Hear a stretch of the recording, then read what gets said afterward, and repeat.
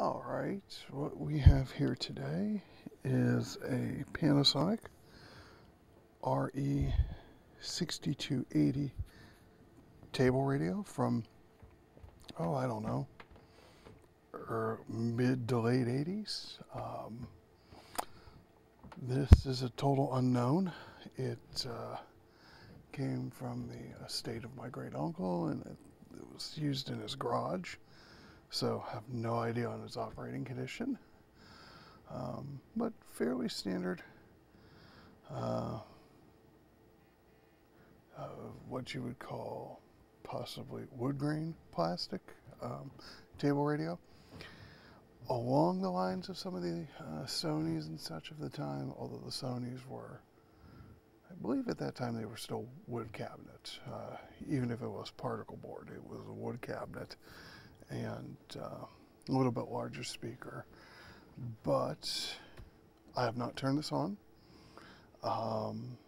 So let's do.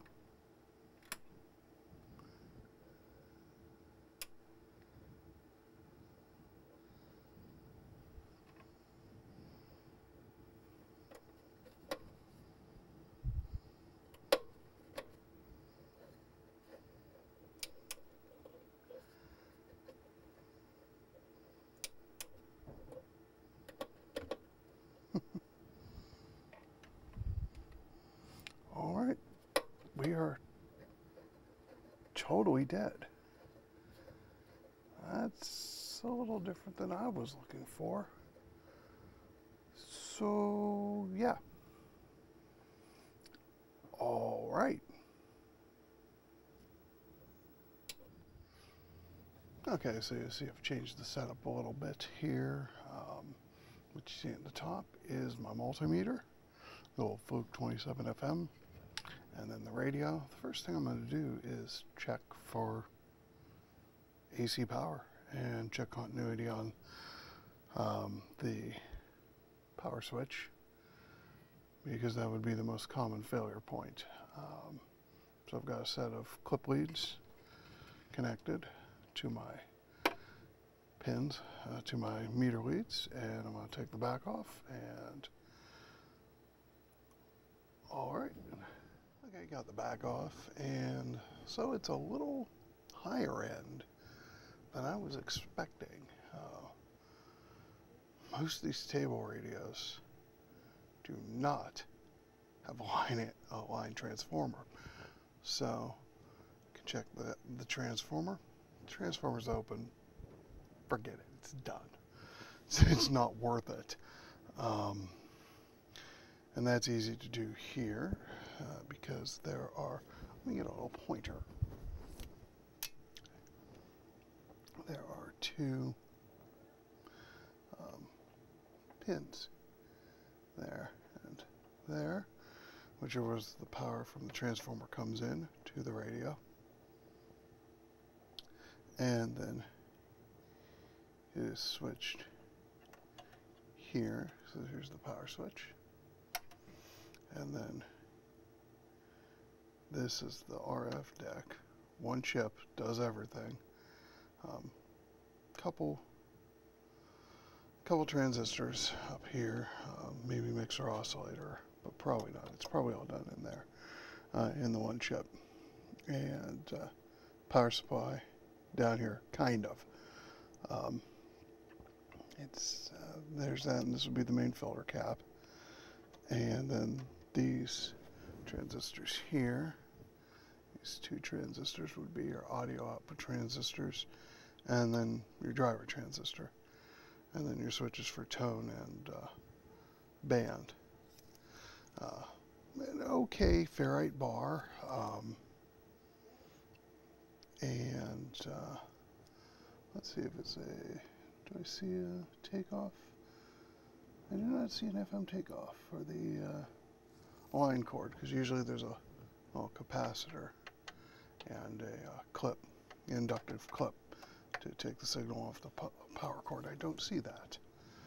But we will get to testing the transformer first, and like I said, if that's open or no power's coming through it, then it's done. This will be a parts machine. It's not worth it. So first thing we're going to do here is to test the power switch. So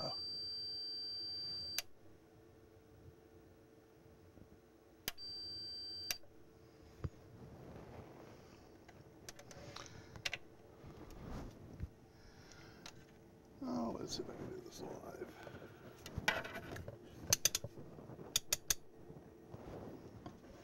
Switch over to AC volts and clip to transformer lead 1,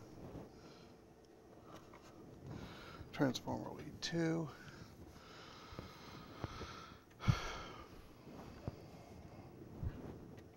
plug it into the power strip.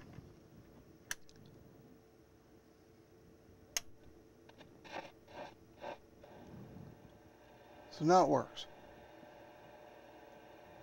What did we change?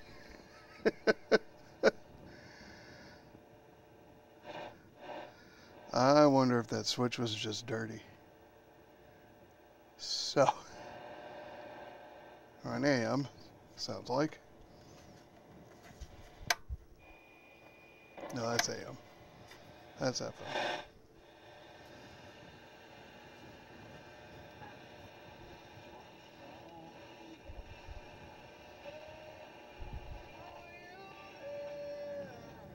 Yeah, it's FM.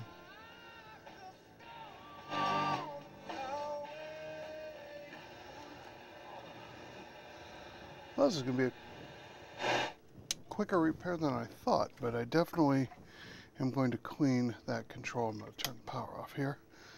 Clean the volume control and power switch, because I think that is flaky. And then we'll also clean the whole thing out and also shoot some tuner cleaner, some contact cleaner into the cap. Now I just use for this, for simple stuff like this, just QD electronic cleaner. Something like this is not really worth wasting deoxit on. Deoxit is very expensive. I'm cheap. So yeah, gotta clean up the controls and then clean it out, clean it up, and put it back together. So this is going to be a lot quicker than I thought, which I kind of like. Alright, it's did a little quick cleanup on it, put it back together, and I'm not going to do a big cleanup on it because, you know, there's paint on the cabinet. It's going to be fine for using in the basement next to the dryer. Impressions of it? Well, they're not anything like the Sonys of the same era. This is approximately 1985. I did look, and the capacitors look to be of that era. I did not see any date codes. Date codes would have been on the IC, which had a heatsink on it and was soldered to the board. So to get it out, I'd have to remove the board, remove the heatsink, look at it, and then put it all back together. And to get the board out, you have to remove the dial string. No. So, impressions? It's okay. It'll work for in the basement next to the dryer. And as for, you know, comparison to the Sonys, these I think were $29.99 when they were new for an AM/FM radio. And the Sonys at the same time were $59.99. So, you know, the speaker's larger on the Sonys. This is it's a 4-inch speaker. The Sonys had a 6-inch. It's actually a Pioneer speaker, if I'm not mistaken, and had a larger amplifier and a wooden cabinet. And the early ones also just had a high-low tone control, but the later ones added a tone knob, so you could adjust in some think they also had one model that had a separate bass and treble control. Can't remember off the top of my head, but I think it did. But all in all,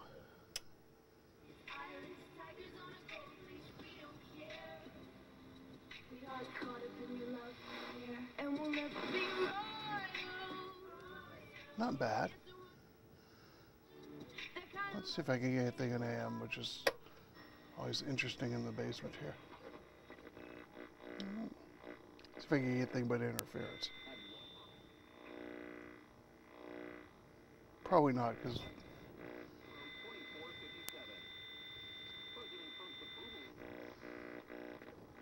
see if I can get KDK.